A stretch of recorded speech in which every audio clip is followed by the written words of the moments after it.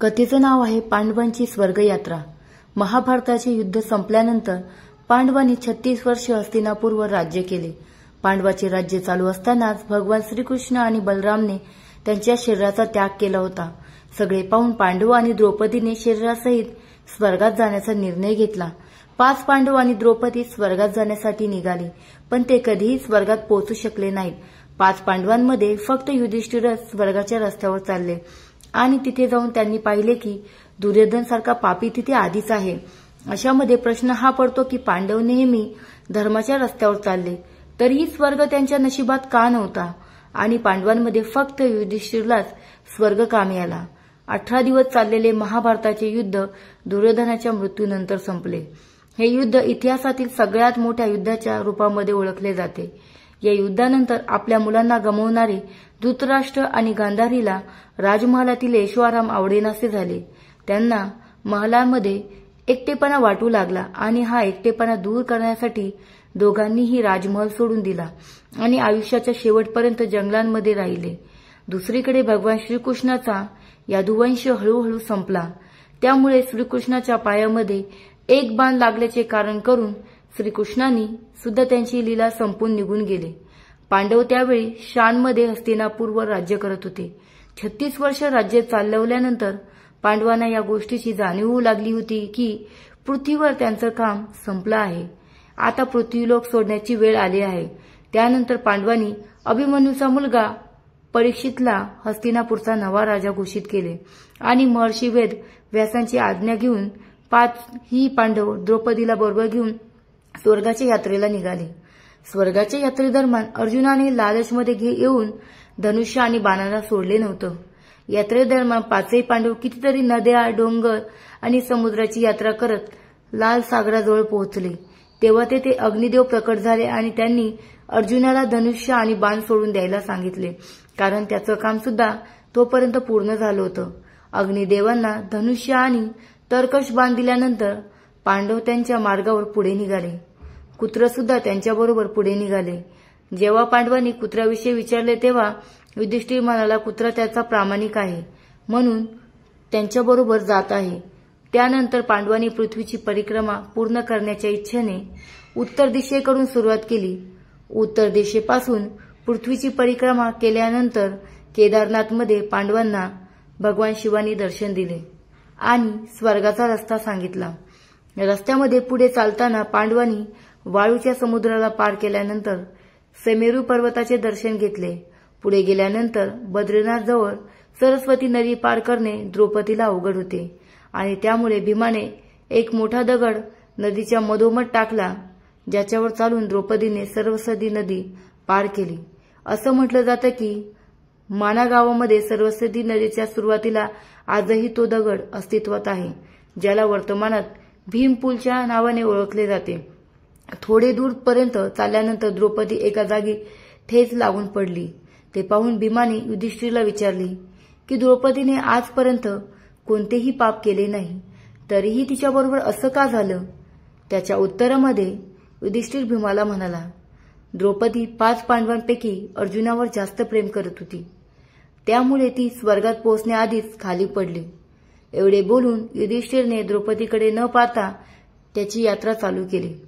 जनश्रुतीनुसार स्वर्गाच्या यात्रेदरम्यान द्रौपदी भीमाचा आधार घेऊन चालू लागली, पण द्रौपदी जास्त दूरपर्यंत जाऊ शकली नाही। ती खाली पडू लागली तेव्हा भीमाने तिला आधार दिला।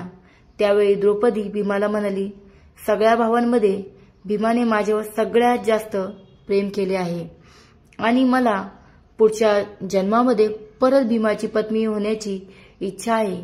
थोडं चालल्यानंतर सहदेव सुद्धा खाली पडला। तेव्हा भीमाने युधिष्ठिरला सहदेवाच्या पापाविषयी विचारले। तेव्हा युधिष्ठिर म्हणाला, सहदेवला आपल्या विद्वत्तेवर घमेंड होती, त्यामुळे तो कुणालाही त्याच्या बरोबरीचं समजत नसे, त्यामुळे सहदेवची ही दशा झाली। त्यानंतर थोडं पुढे गेल्यानंतर नकुल खाली पडला। तो सुद्धा त्याची यात्रा पूर्ण करू शकला नाही। तेव्हा भीमने युधिष्ठिरला कारण विचारले। तेव्हा युधिष्ठिर म्हणाला, नकुलला त्याच्या सुंदर असण्यावर खूप गर्व होता, या कारणामुळे तो सुद्धा स्वर्गात पोहोचू शकला नाही। थोडं पुढे गेल्यानंतर नकुलच्या नंतर अर्जुन सुद्धा खाली पडला। याचं कारण सांगताना युधिष्ठिर म्हणाला, अर्जुनला त्याचा पराक्रम आणि युद्ध कौशल्यावर खूप घमेंड होती आणि तो म्हटला होता की तो एका दिवसातच त्याच्या सगळ्या शत्रूंना संपून टाकेल, पण असं झालं नाही आणि हेच कारण आहे की त्यामुळे आज अर्जुनाची अशी हालत झाली आहे।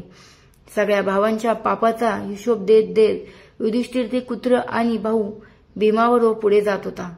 पुढे गेल्यानंतर भीम सुद्धा खाली पडला।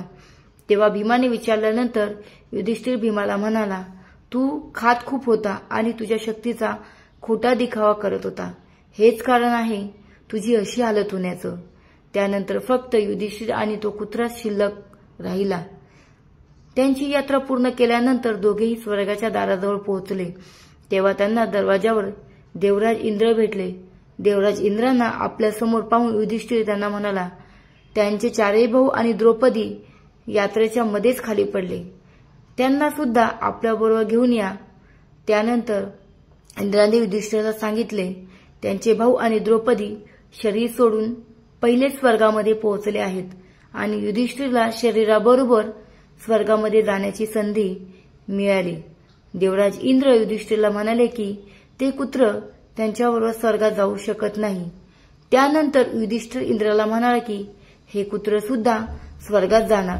खूप वेळ समजून सांगितल्यानंतर सुद्धा जेव्हा युधिष्ठिरने हे मान्य केले नाही, तेव्हा कुत्र्याच्या रूपामध्ये तेथे उपस्थित असलेले यमराज त्याच्या खऱ्या रूपामध्ये प्रकट झाले। ज्या कुत्र्याला पूर्ण रस्ताभर युधिष्ठिर प्रामाणिक समजत होते ते यमराज होते। युधिष्ठिरचा चांगलेपणा आणि प्रामाणिकपणा पाहून यमराज खूप खुश झाले आणि त्यांना आशीर्वाद देऊन तिथून निघून गेले। त्यानंतर इंद्र आणि युधिष्ठिर रथामध्ये बसून स्वर्गाकडे निघाले। जेव्हा युधिष्ठिर स्वर्गात पोहोचले तेव्हा त्यांना खूप आश्चर्य वाटले की दुर्योधन सुद्धा अन्य देवतांबरोबर स्वर्गामध्ये दिव्य सिंहासनावर बसले आहे।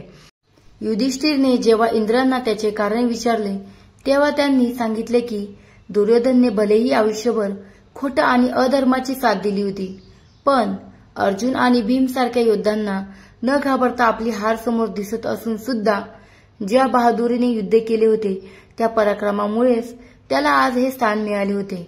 युधिष्ठिरने पाहिले की त्याचे भाऊ आणि द्रौपदी तिथे नाही। तेव्हा त्यांनी देवराज इंद्राला त्यांच्या भावांना भेटण्याची इच्छा सांगताना म्हणाले की त्यांचे भाऊ आणि द्रौपदीला ज्या लोकांमध्ये जागा मिळाली आहे त्यांना सुद्धा या लोकांमध्ये स्थान पाहिजे। आपल्या भावापेक्षा मोठे माझ्यासाठी काही नाही।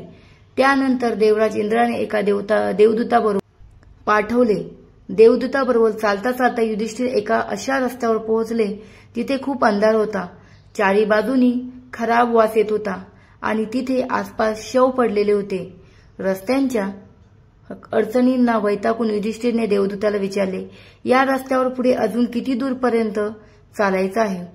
त्याच्या उत्तरामध्ये देवदूतने युधिष्ठिरला सांगितले की खरं तर ते लोक नरकाच्या रस्त्यावर आहे। देवदूत म्हणाले की त्याला देवतांनी आदेश दिला आहे की जेव्हा तुम्ही चालताना थकताल तेव्हा मी तुम्हाला परत माघारी घेऊन जाईल, त्यामुळे जर तुम्ही थकले असाल तर परत मागे जायचं का? जसे युधिष्ठिर मागे जाण्यासाठी वळले तेव्हा त्यांना तिथे दुःखी लोकांचे आवाज ऐकू येऊ लागले, जे त्यांना तिथेच थांबण्यासाठी सांगत होते। युधिष्ठिरने त्यांना नाव विचारले तर त्यांनी त्यांचे नाव कर्ण, अर्जुन, नकुल, सहदेव, भीम आणि द्रौपदी सांगितले। हे ऐकून युधिष्ठिर देवदूताला म्हणाला, तू परत जा, मी माझ्या भावांना सोडून कुठेही येणार नाही। देवदूताने ही गोष्ट जाऊन इंद्रांना सांगितली। काही वेळानंतर देवराज इंद्र त्या ठिकाणी पोहोचले जिथे युधिष्ठिर होते। जेव्हा युधिष्ठिरने देवराज इंद्रांना विचारले हे सगळं काय आहे, तेव्हा देवराज इंद्रांनी सांगितले की तुम्ही अश्वत्थामाच्या मृत्यूची खोटी खबर देऊन आचार्य द्रोणाचार्यांचा वध केला होता, त्यामुळे युधिष्ठिरला धोक्याने काही वेळ नरकामध्ये वेळ घालवावा लागत आहे। त्यांना स्वर्गामध्ये जायचं आहे जिथे त्यांचे भाऊ आधीपासूनच उभे आहेत। त्यानंतर युधिष्ठिरने देव नदी गंगेमध्ये स्नान करून मानव शरीराला सोडून दिले आणि दिव्य रूप धारण केले आणि त्या रूपामध्येच स्वर्गात पोहोचले, जिथे अर्जुन, नकुल, सहदेव, भीम त्यांची वाट पाहत होते। युधिष्ठिरने पाहिले की तिथे त्यांच्या भावांच्या बरोबरच भगवान श्रीकृष्ण आणि द्रौपदी सुद्धा होते। युधिष्ठिरने पाहिले की भीम वायुदेवतेजवळ बसले आहेत आणि नकुल आणि सहदेव अश्विनी कुमारांच्या जवळ बसले होते।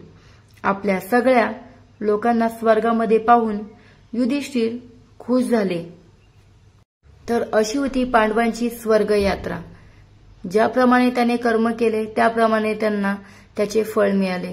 चांगले कर्म करत राहत, आपल्यालाही योग्य फळ योग्य वेळी आपल्याला मिळेल।